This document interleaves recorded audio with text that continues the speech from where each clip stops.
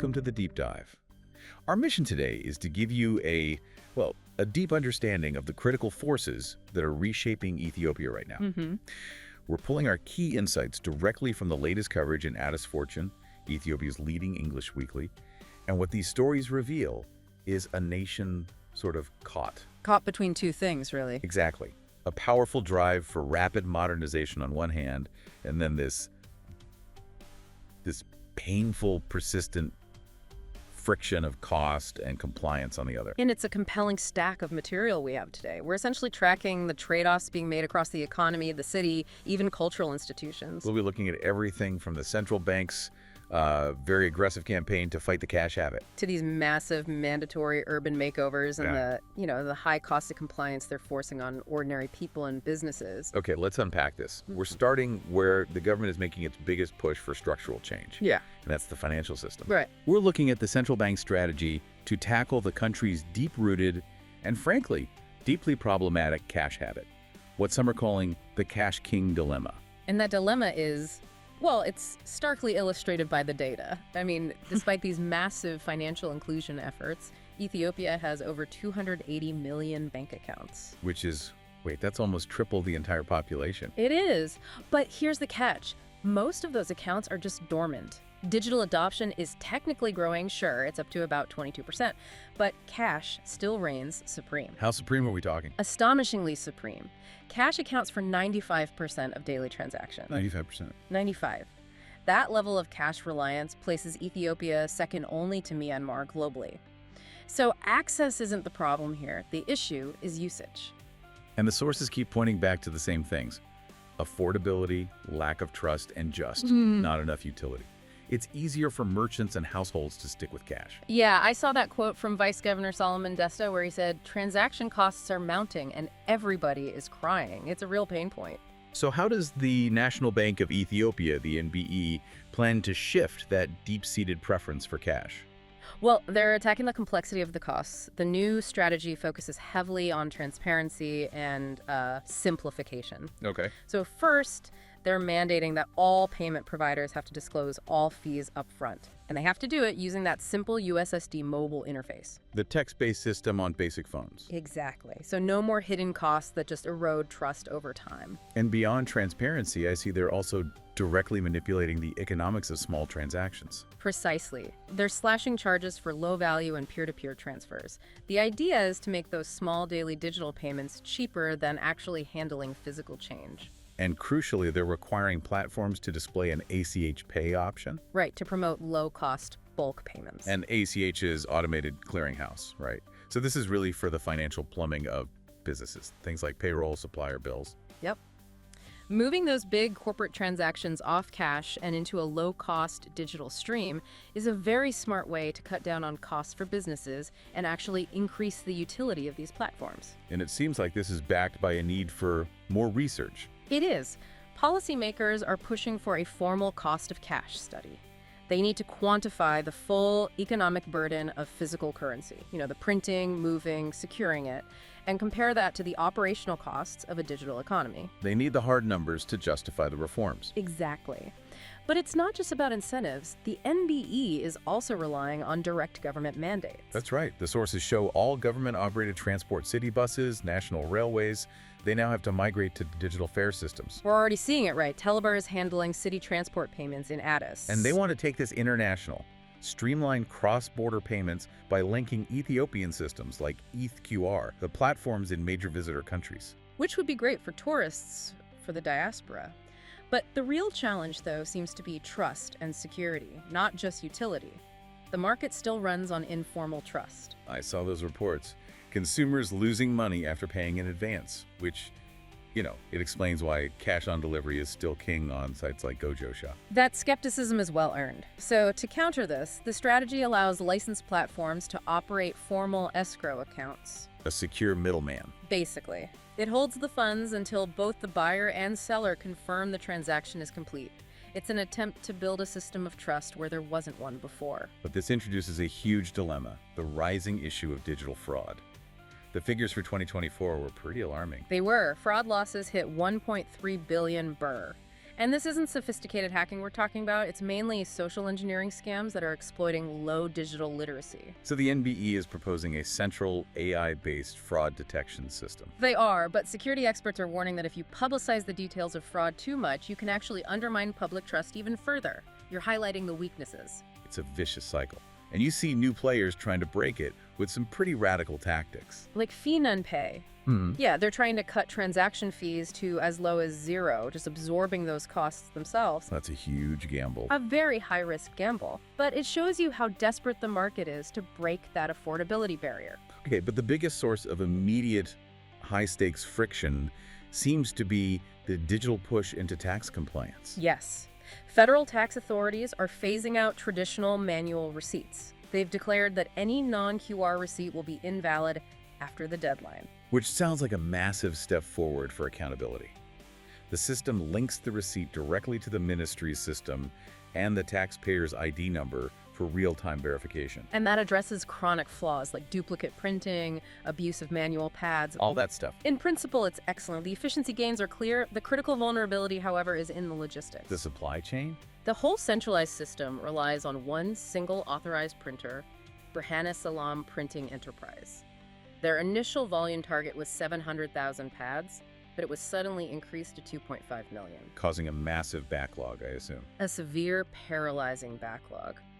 And the consequence for businesses who did everything right, they registered on time but are still waiting for their QR pads. They're stuck. They're forced to use temporary, non-compliant receipts, risking liability and potentially steep fines under the tax administration law. And this is a perfect example of that modernization by mandate problem. The operational costs and risks are completely downloaded onto small businesses, even when the delay is the state's fault. Precisely. They're being penalized for the system's failure to supply the tool they need to comply. It just showcases this huge gulf between ambitious policy and the reality on the ground. This pressure on digital compliance is one side of the coin. But the physical transformation, the effort to make Addis Ababa look modern, is putting an even more immediate, visible strain on people's wallets. Right, we're shifting now from the invisible ledger sheets to the visible streetscape. This movement started with that huge corridor road development, which cost 33 billion birr for phase 1 alone. And now that beautification mandate has just extended aggressively into every single neighborhood, enforcing extreme aesthetic uniformity. And this isn't subtle guidance we're talking about, it's mandated architectural changes. Right. Residents are required to paint their fences gray, and inspectors are apparently enforcing a single, uniform hue, not just a gray tone. They also have to install light fixtures, make sure their facades glow after dusk. Security cameras are now required in wealthier districts like Bole. And you have to replace broken paving, attach uniform garbage bins. The cost of this sudden mandated makeover is just overwhelming for low-income families. For a modest property, these upgrades can run between 10,000 and 20,000 birr. The sources give us a deeply human anecdote about this. They cited Asegdek Bahir, an 80-year-old resident. She was told to rebuild her fence and add a light fixture within 3 days. And a carpenter priced the work at 20,000 birr. A sum she just doesn't have. She lives without a pension, surviving on her daughter's modest salary, and she told the officials, and this is a quote, that 20,000 birr does not exist in this house. That's the quote that should just stop policymakers in their tracks. It highlights that compliance is only viable if it's actually commensurate with people's economic reality. And yet the official stance is rigid. Gurma Seyfu, the head of the Urban Beautification Bureau, was quoted as saying quite forcefully that poverty can't be an excuse for neglect, and the rules will not soften. And they're threatening to shut off utilities for non-compliance. It's a very hard line, and it's drawn sharp criticism from experts. Yeah, I saw that. A chemical engineer, Gedahun Hermo, argued that the uniform gray, being achromatic, carries a psychological toll for a population that's already stressed by inflation and conflict. He suggests people need environments that promote engagement, not repression enforced from above. And an urban planner, Manalush Alamu, called the whole process inappropriate and insensitive. Rushing these changes diminishes the residents' sense of ownership over their own city. It's modernization being imposed rather than embraced. And the consequences are perhaps most starkly illustrated by the closure order for the Flipper International School's Lancia campus. Which served nearly 800 students. 800 students. And the land, along with 5 residential properties, was transferred without lease fees to the Oromia Police Commission. For what? An expansion and a parking space? For a parking space. To sacrifice a functional international school with a curriculum that's hard to replace for a police parking lot, it said a lot about priorities. It really does.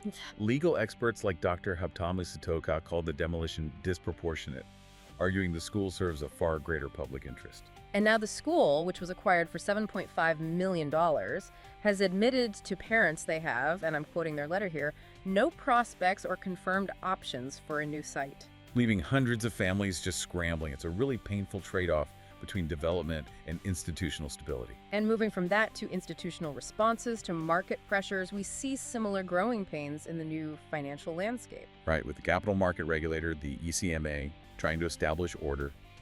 They had to ease enforcement after the share registration deadline expired. Because they realized the compliance costs themselves were the barrier.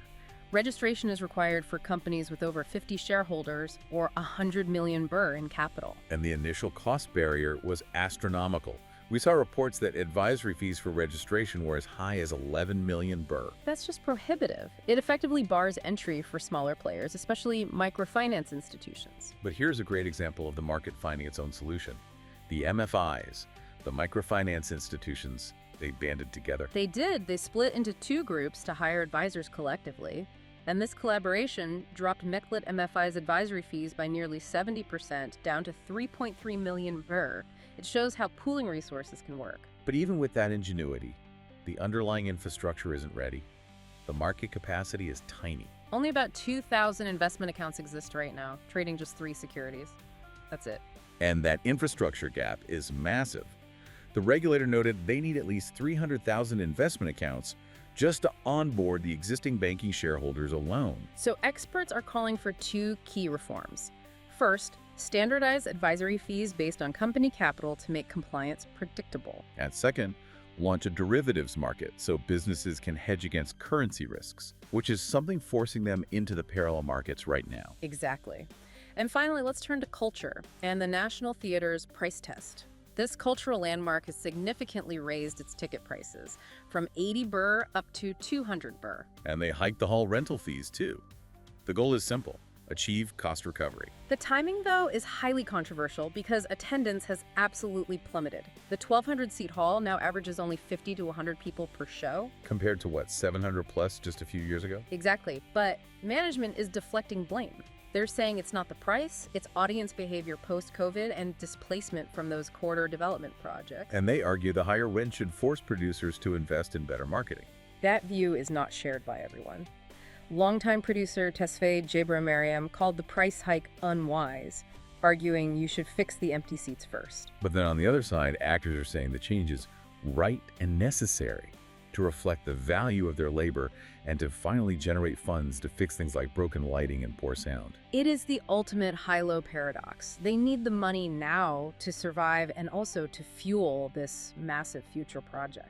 A 1.5 billion birr replacement facility, a 12-story structure, plan to modernize the whole institution. But generating those funds today risks losing the last slivers of their current audience. The long-term vision is clear modernization, but the short-term pressure is placed right on the wallets of a dwindling audience. You know, if we look across all the sources we've pulled from Addis Fortune today, we just see this aggressive push toward modernization everywhere.